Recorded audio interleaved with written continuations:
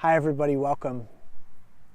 So a question was posed to me about how I deal with moments of doubt, how, my faith, my connection to spirit, my commitment to the spiritual path wavers. We don't really talk about this so much as, professional teachers, but it does, and it has, and in a certain way, I could say it is. Like, right even in this moment. In this moment, it has to do in part with a combination of being really exhausted, coming off of a pretty robust touring season. But also, right in the midst of it, I lost my nephew, my brother's youngest son. He was 36. He died of a heroin overdose, really tragically. And, I went down to Texas where he's from and ministered his funeral, and it was really a bummer. There was nothing about it that wasn't a bummer. Let me put it that way. It was really tragic. It was tragic the way that he grew up, as a sort of a casualty in my chemically dependent family, that I've been graced with some reprieve from, through my sobriety. This year I'll have 31 years of sobriety. But like no one else in my family has been spared. And I say that, with a little bit of a smile, just because it's so tragic and so horrible, and to go and do a funeral for this young man who, never really had a chance in a certain way. I'm not going to get into his whole story here, but anyway, between the sadness of that and just the physical exhaustion that I've been experiencing, this is a moment where I'm not super on fire with God's love. This is a moment where I'm not super enthusiastic. This is a moment where I have to rely on my faith. I mean, in the purest sense of it, where sometimes God's presence is really palpable. And hopefully you've had that experience. If you haven't had that experience, let's talk, and we can help you to have that sort of experience of really feeling God's presence and really having that dynamic relationship with Spirit through practice, through the way that you walk your path. And certainly I've had that, and I would like to think that most of the time I live in a conscious contact with that. But then faith comes about when that presence isn't so there. And we have to rely, partly on memory and partly on, a sort of an object permanence. Like a little child develops object permanence when they discover that, when their parent goes to the other room, their parent still exists. Their parent doesn't go away. They're just in the other room, and they're going to come back. And in the same way, seekers, I believe, have to develop an object permanence with God, where that presence, that experience, that conscious contact, because it's alive, is going to come and go in different seasons. And other energies are going to come and go too. And sometimes those energies are going to just eclipse that experience of God. Experiences of fear, or experiences of stress, or experiences of exhaustion, or experiences of grief, or experiences of even experiences of success, or like new love or passion or desire. So many things can come in, and all of a sudden then, God was my co-pilot for a minute, and now it's nowhere to be found. And that's where faith comes in.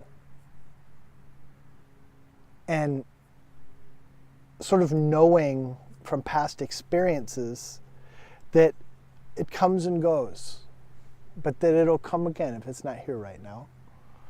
And it's also important, as I say this, I'm realizing we develop this faith muscle we develop it, I say muscle, but it's, it's a subtle thing. It's an energetic thing in our energetic heart. But we develop this muscle that doesn't give up. Not completely. That still kind of keeps just like a little bit of attention on spirit. And, even if we don't exactly feel like getting up on the mountaintops and praising God's glory, or, singing Hare Krishna, or, dancing with the love of grace and revelation,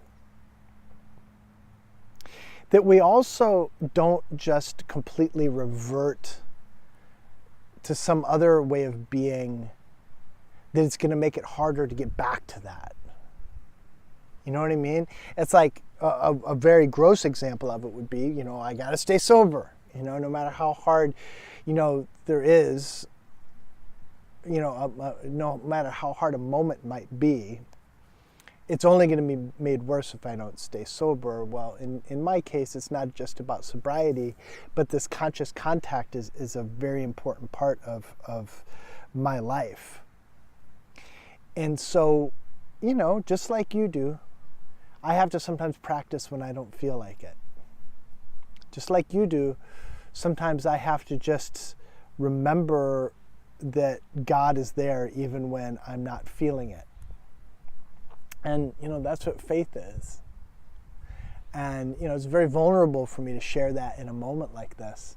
But I think it's important, for you to know that, over the course of these 30 years, it's been glorious. And I've been gifted in so many ways. And grace has uplifted me and blessed me again and again and again in so many miraculous ways. But it hasn't been easy at all. I've experienced so many deaths, like actual people dying, but also so many deaths of dreams, or deaths of moments, or deaths of relationships, or deaths of a time of easiness dies, and then we're in a time of friction. A time of increase dies, and then we're in a time of, quietness, you could say.